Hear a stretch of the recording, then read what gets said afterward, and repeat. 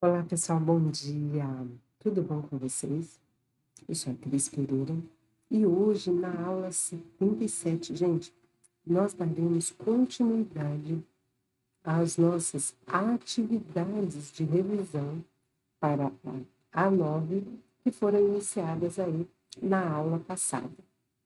Vocês se recordam que na aula passada vocês tiveram a oportunidade de relembrar, né? A era colonial, né, onde nós falamos de quinhentismo, da literatura de informação, a literatura de catequese, e foi bem enfatizado, gente, que o quinhentismo ele ainda não é uma estética literária. Tudo bem? Não posso perder isso de vista, né? E sim um marco temporal, né, onde nós temos a descrição aí de ideias sobre a formação do Brasil, né? E lembre-se de que a nossa primeira estética literária, na realidade, será o barroco. Estética essa sobre a qual também foi comentado seus principais autores, as suas principais características, lembra? Pois é, gente. Então, é justamente com a obra Prosopopeia, de Bento Teixeira, que nós inauguramos aí, que nós teremos a nossa primeira estética literária. Muito bem. E aí, hoje, o que nós vamos fazer? Vamos lá?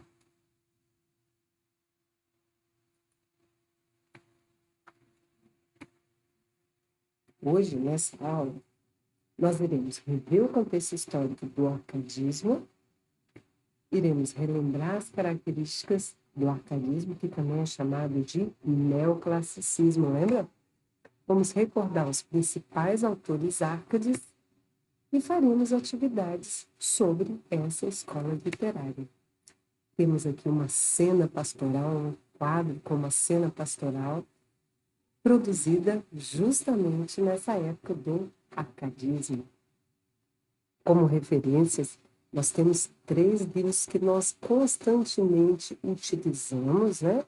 2 aqui de consulta teórica, que é a arte literária e a história possível da literatura brasileira, e o livro de vocês, né?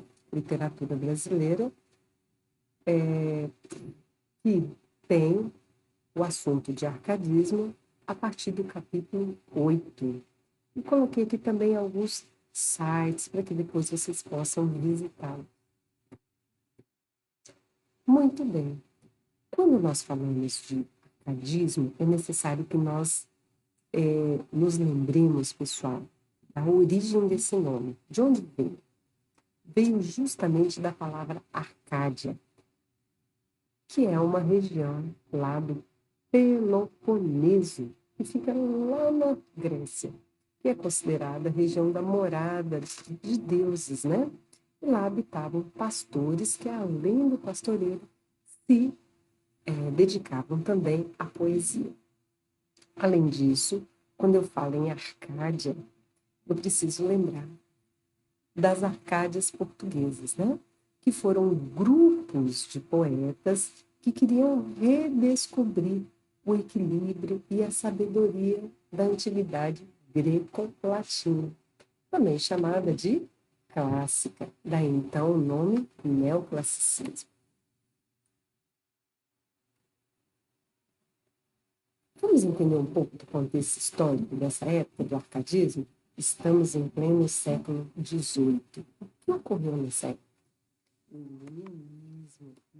Isso, gente. Além do iluminismo, nós tivemos aqui, ó, alguns fatos muito importantes. A Revolução Industrial, a dependência dos Estados Unidos, a Revolução Francesa e aqui no Brasil, a Inconfidência Mineira. Gente, podemos dizer que a luz da razão ela volta a brilhar, né? Muito forte aí sobre a Europa do século XVIII. Então a gente pode dizer também que o cientista ele olha para o céu e se pergunta, né, sobre a configuração das estrelas. O filósofo questiona aí o direito da nobreza. a uma vida privilegiada. Assim, gente, razão e ciência vão iluminar a trajetória humana, explicando fenômenos e propondo novas formas de organizar a sociedade. Então, nesse sentido, eu pergunto para vocês, né, gente, como a literatura reflete, vai refletir essas transformações. Vamos ver? Vamos embora relembrar isso? Então, ó, o século das luzes, o iluminismo. Então, lembrando que é um conjunto de tendências ideológicas, filosóficas, científicas desenvolvidas no século XVIII, como consequência da recuperação, gente, de um espírito experimental, racional, que buscava o saber enciclopédico. Gente, mas o que é arcadismo ou neoclassicismo? Então, foi um movimento literário, agora sim, foi uma escola literária formada por artistas, intelectuais, que se concentravam aí no combate à mentalidade religiosa e à arte barroca, através do resgate do racionalismo e do equilíbrio do classicismo do século XVI. Lembra, gente? O barroco, ele consiste, ele vai trabalhar justamente com o quê? Lembra disso? Com a arte do conflito, não é? Ele vai trabalhar com a oposição, né? Esse aspecto dual, gente, entre a matéria, que é o aspecto humano, e o espírito, o jogo de antíteses, paradoxos. Vamos lembrar da contra-reforma, tudo bem? Gente, os Áquides, eles propunham um retorno ao modelo clássico. Por isso, neles, encontravam o equilíbrio de sentimentos por meio da razão. E essa razão, gente, é justamente a força controladora aí dos excessos oriundos lá do barroco. Gente, eu fiz uma espécie de quadro, resumo aqui, muito sintético, para a gente conversar a respeito das características do arcadismo. Veja bem, quanto à forma, gente, teremos um vocabulário simples, bem distinto daquele vocabulário rebuscado lá do barroco. Teremos frases em ordem direta, bem diferente do uso do hipérbato no barroco. A ausência quase total de figuras de linguagem, né? Então, a hipérbole e a antítese lá do barroco, muito raramente vai aparecer aqui. Teremos a manutenção do verso decassílabo, do soneto e de outras formas clássicas também. Quanto ao conteúdo, bom, fiz questão de colocar algumas imagens aqui nos nossos slides, né, gente? Então, vamos falar muito sobre o pastoralismo, sobre o bucolismo, sobre o fugereube, que é o fugir da cidade. Vamos ver a importância disso. A áurea medíocre, que é o quê?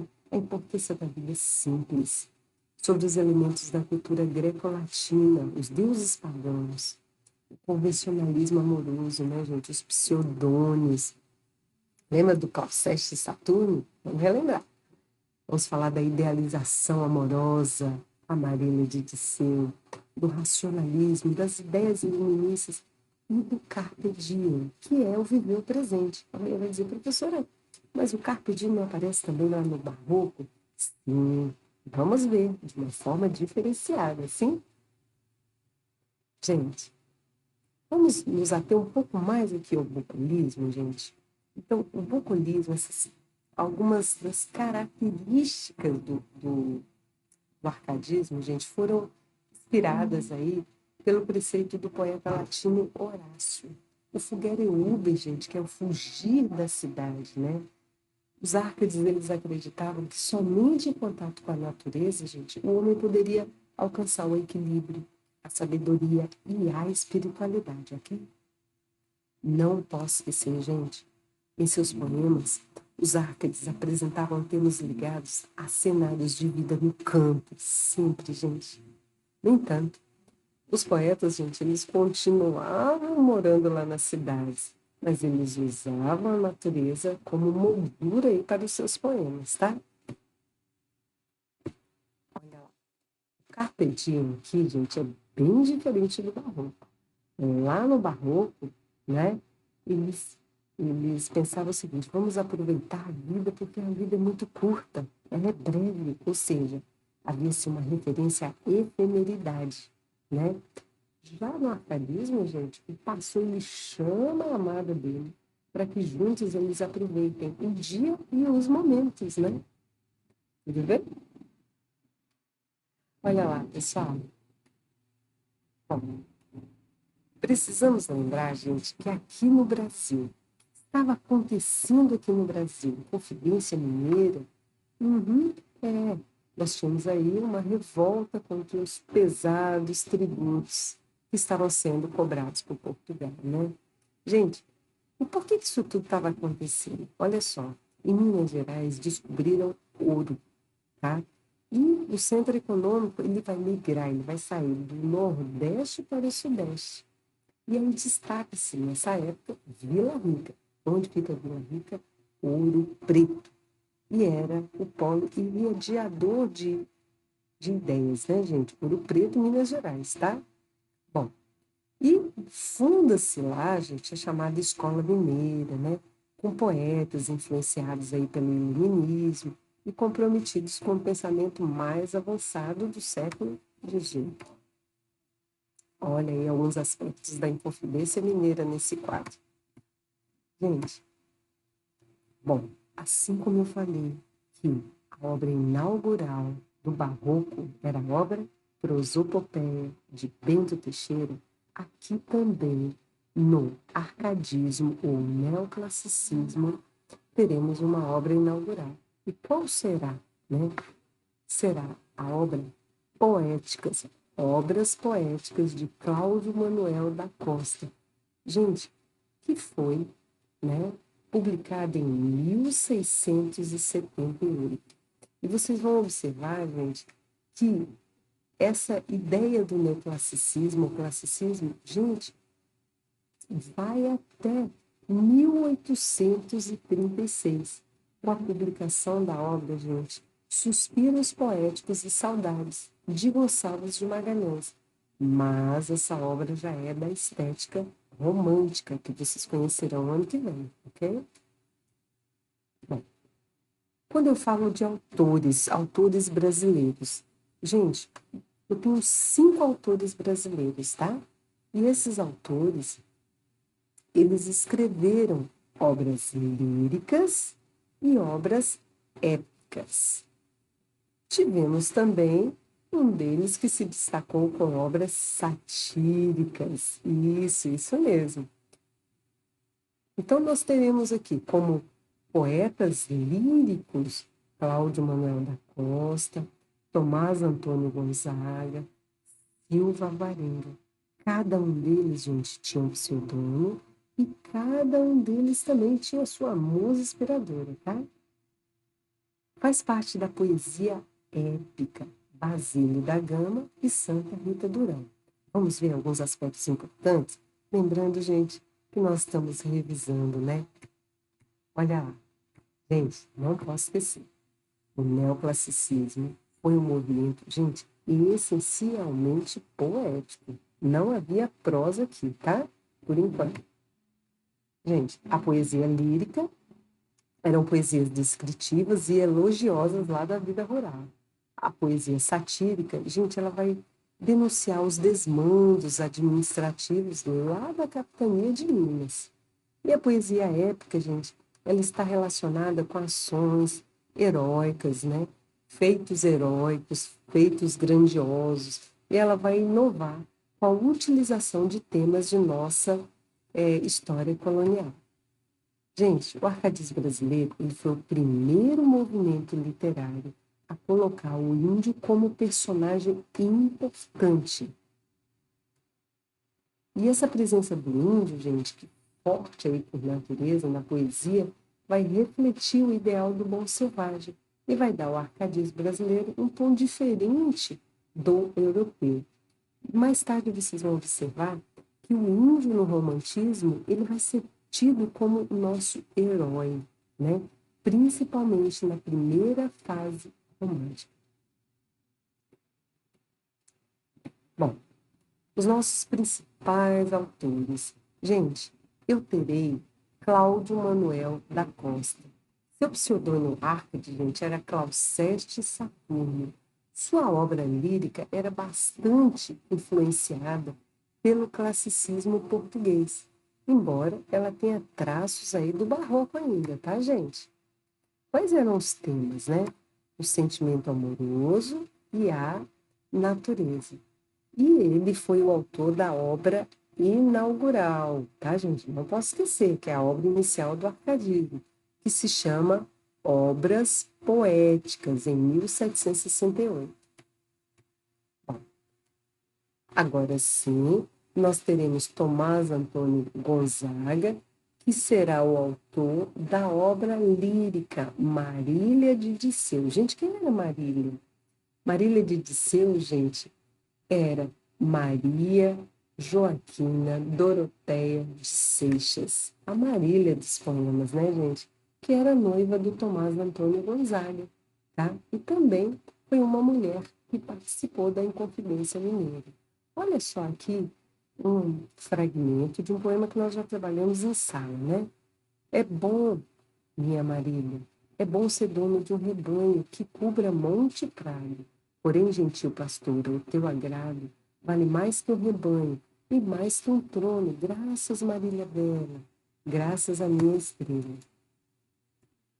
Pessoal, então, Dirceu era o pseudônimo de Tomás Antônio Gonzaga e sua musa inspiradora, Marília.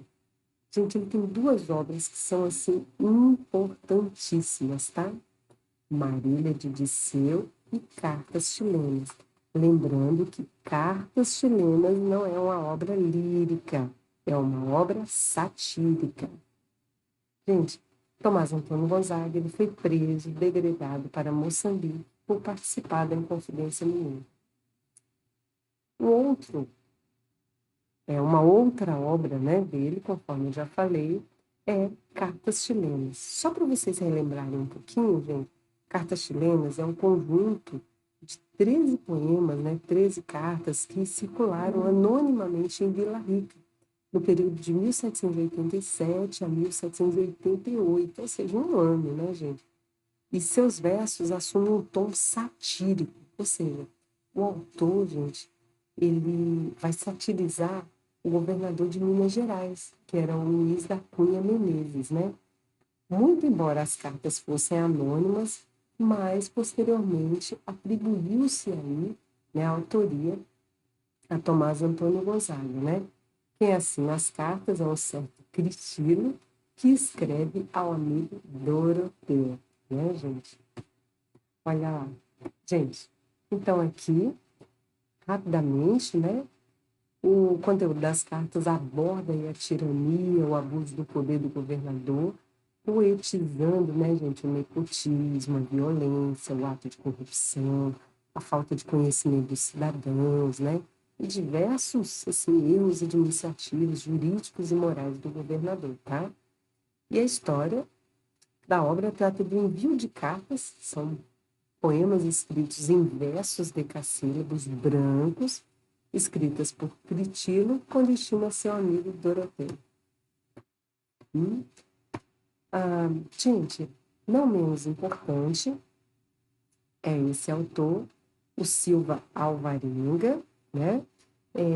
Que ele busca, gente, em algumas de suas poesias, a conexão entre a literatura e a música, né?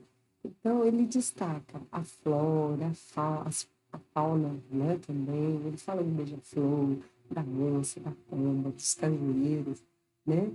E também utiliza, né, a sensualidade aí nas metanimas. Qual é o seu pseudônimo? Alcindo Palmeireno. Olha só, quem era a sua musa? Glaura. Né? Aí eu tenho duas obras de destaque, que é o Desertor das Letras e Glaura, Poemas Eróticos. Gente, em termos de poetas épicos, eu terei dois. Eu terei Basílio da Gama, com a obra principal O Uruguai. Cuidado para não confundir, hein, gente, com Uruguai. É Uruguai, que trata de uma luta entre os índios e o exército luso espanhol. E aqui, gente, o índio aparece pela primeira vez como bom selvagem, tá? A outra obra é a obra Caramuru, né? De Santa Rita Durão, que vai se caracterizar pela exaltação da paisagem brasileira e se coloca contra a chegada dos portugueses à Bahia.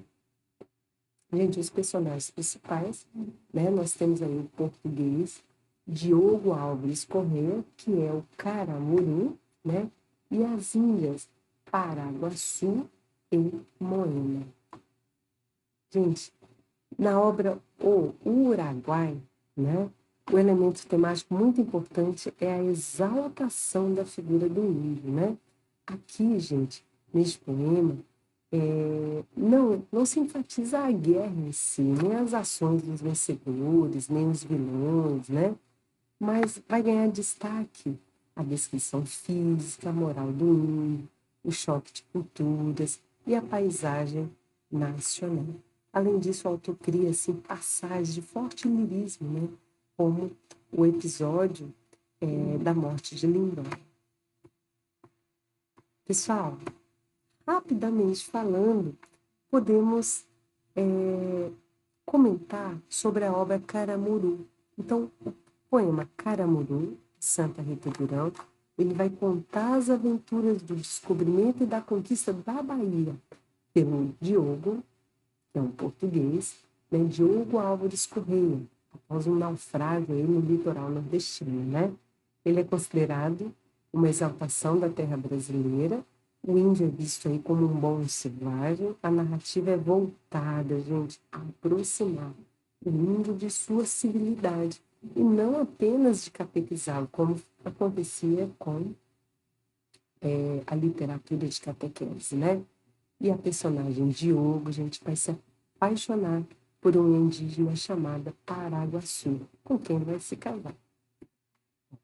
Gente, não podemos deixar de fazer referência a Boccaccio, porém Boccaccio não é um autor brasileiro, e sim português. Ele é um grande poeta do arcadismo de Portugal.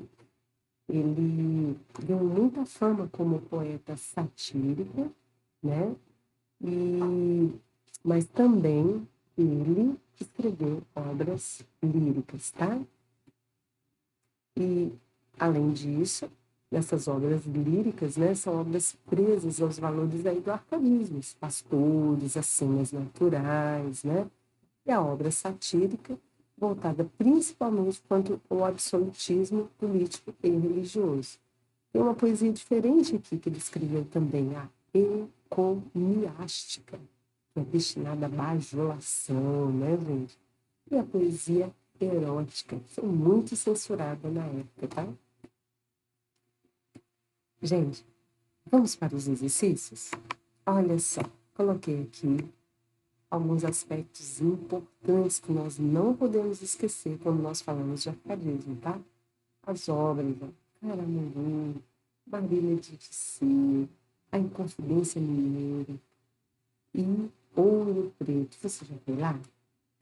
Vamos ver aqui esta questão 11, dando continuidade à correção daquela folha de exercícios que foi iniciada com vocês na aula passada. Bom, na questão 11 nós temos assim, a questão da PUC, né, de São Paulo. Acaso são estes os sítios formosos aonde passava os anos gostosos?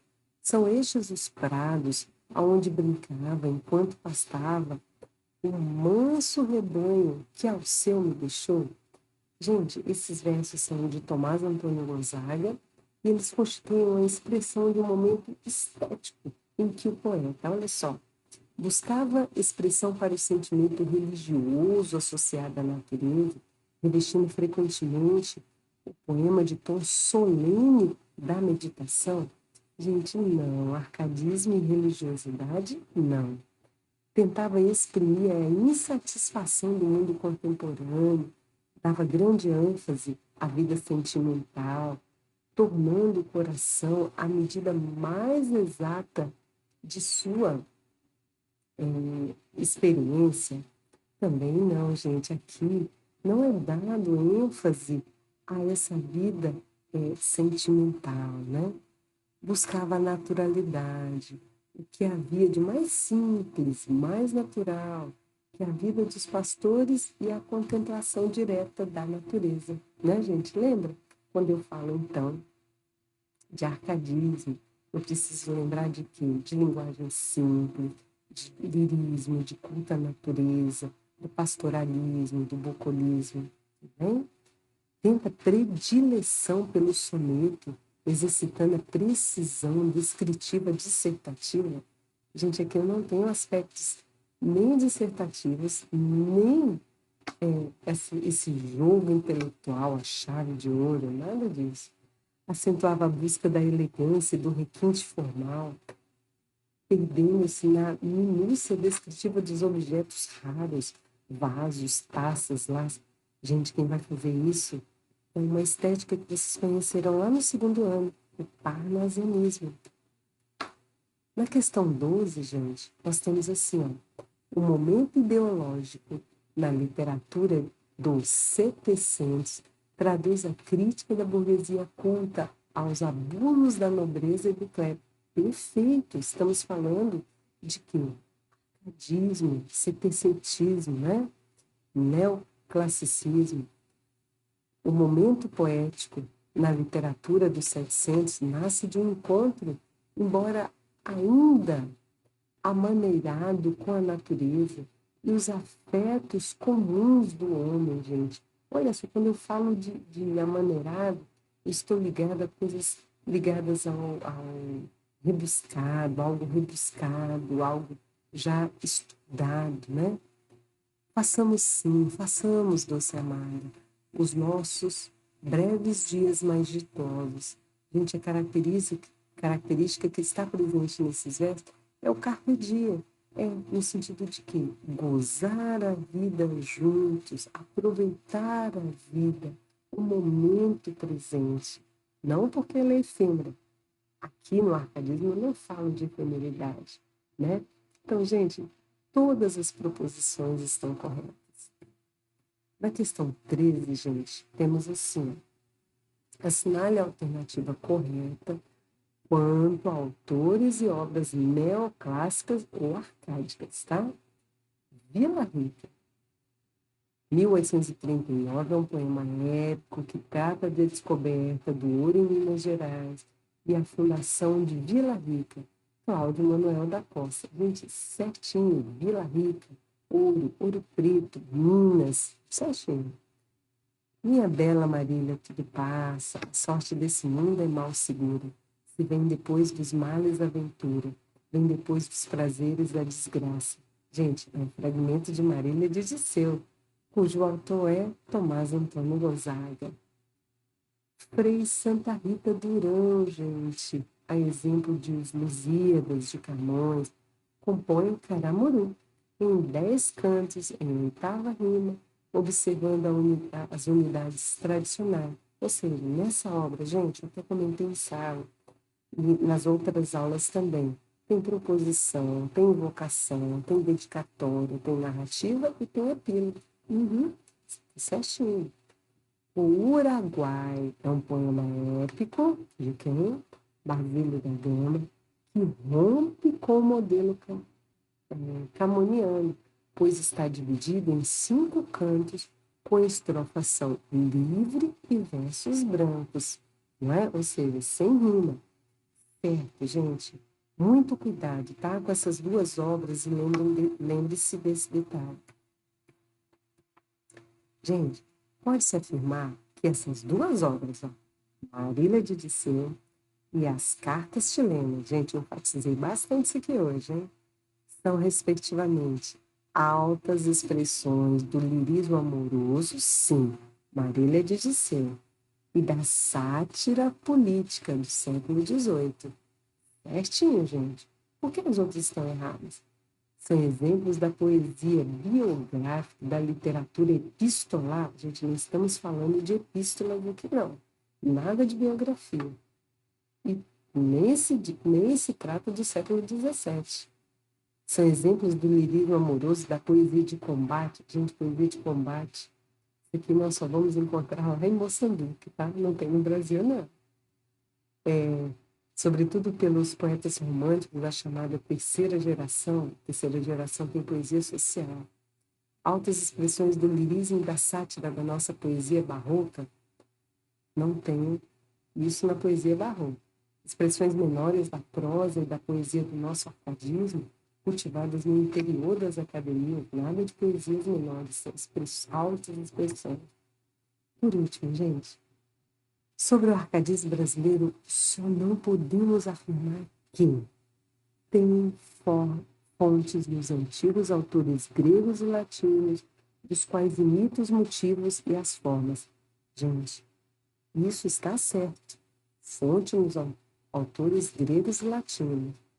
Teve em Cláudio Manuel da Costa, o representante que, de forma original, recusa a motivação bucólica dos modelos camonianos da lírica amorosa. Como, gente, Cláudio Manuel da Costa recusou a motivação bucólica? De jeito nenhum falar sobre cantos, sobre os pastores, jamais. Nos legou os poemas de feição épica, Caramuru, ok? De Frei José de Santa Rita Durão e o Uruguai de Basílio da Gama, no qual se reconhece qualidade literária destacada em relação ao primeiro. Nada a ver. Norteou em termos dos valores estéticos básicos a produção dos versos de Marília de Disseu, obra que celebrizou Tomás Antônio Gonzaga, e que destaca a originalidade de estilo de tratamento local dos temas pelo autor. Não, gente, aqui não. Olha só. Apresentou uma corrente de conotação ideológica envolvida com as questões sociais de seu tempo, com a crítica aos abusos do poder da coroa portuguesa. Né? Então, gente, a única coisa que eu não posso aqui afirmar é que teve em Cláudio Manuel da Costa um representante que, de forma original, recusou, né, a motivação bucólica. Não recusou. Pessoal, fiquem atentos, tá? O arcadismo, ele surgiu como escola estética, que se opôs ao barroco, enquanto os versos barrocos eram gestados aí no conflito da existência dual, carne, espírito, céu, terra, teocentrismo, antropocentrismo, né? Nas contradições da existência humana. O arcadismo procurou, gente, restabelecer o equilíbrio à luz da razão, da racionalidade natural. Se o barroco tinha por tema transversal o temor pela fugacidade das coisas, a efemeridade, né? Ansioso aí com o fato de que tudo se transforma e se dissolve. O arcadismo, por sua vez, abraçou o eterno devir, já que tudo, gente, é instável e fugaz. Deve-se viver cada momento com tranquilidade e leveza. Então, pessoal, uma ótima nove para todas e todos vocês. Até a próxima.